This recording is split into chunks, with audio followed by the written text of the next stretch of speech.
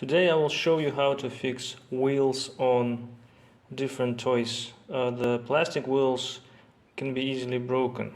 For example, I have here some wheels from very small plastic cars, and then you have wheels like this, and they all are similar.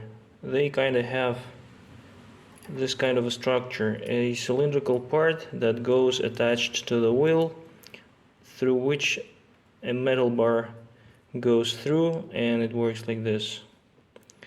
So these plastic parts are easy to break, and sometimes when you have a lot of toys on the floor, you step on them and you break them and the kids get upset. So what happens if you broke one of the favorite toys of your kid? You'll try to fix it. You don't want to throw it just because of a thrown wheel, but these wheels are really difficult to fix. And why? Because imagine this is a wheel and this is the cylindrical plastical part. When it breaks, you will probably try to glue it back, but the contact area is so small that the glue won't help. And because the wheels experience a lot of pressure, this part will break easily again. So what can you do about this if you don't have a spare part?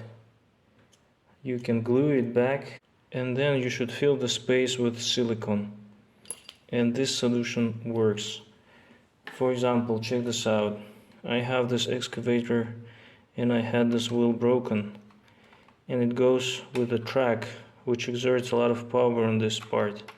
As you can see, this cylindrical part has very little contact with the surface of the wheel. Only this surface can be glued back to this wheel, and it's not much surface for the glue to stick well and resist the pressure applied by the excavator tracks.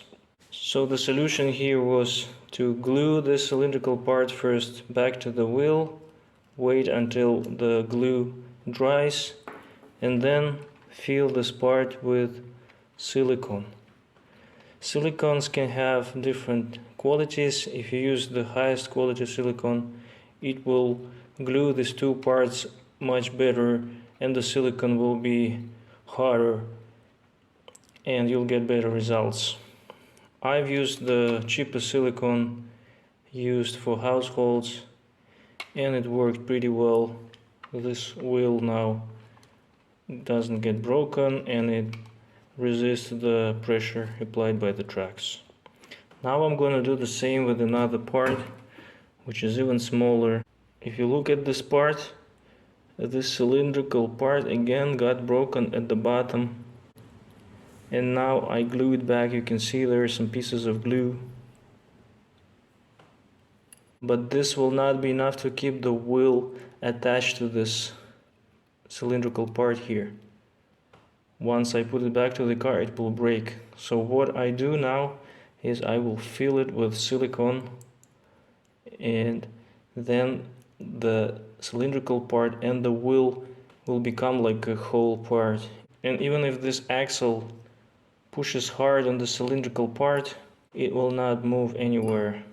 Applying the glue is still important because you need to keep the wheel and the cylindrical plastic part together in correct position, because when you will be filling this space with silicone, it will be moving.